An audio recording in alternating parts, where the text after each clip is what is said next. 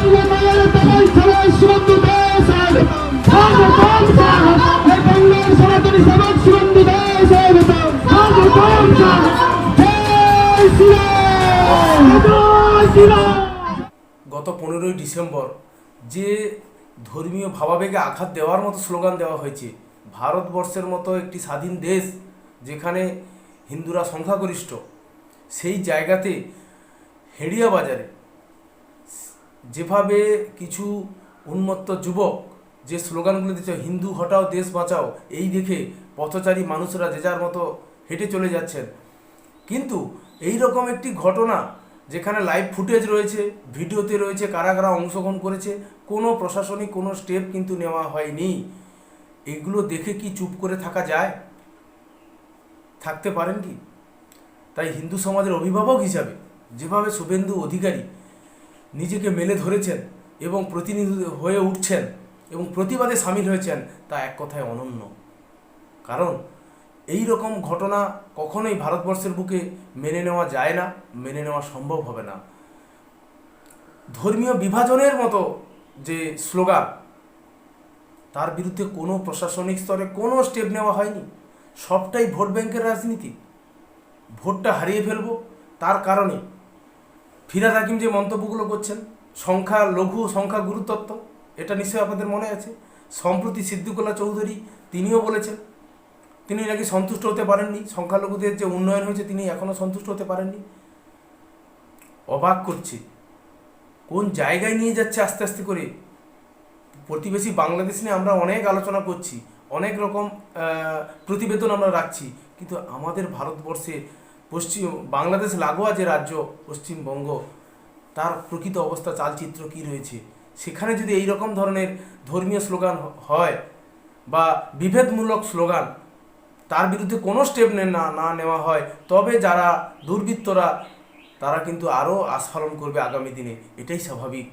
যেভাবে পরের পর ঘটনাগুলো ঘটছে, ভারতবর্ষ একটা বৃহৎ হিন্দু সমষ্টিগত দেশ, ধর্মনিরপেক্ষ দেশ, যেখানে হিন্দুরা সংখ্যাগরিষ্ঠ, একমাত্র পৃথিবীর একটাই দেশ।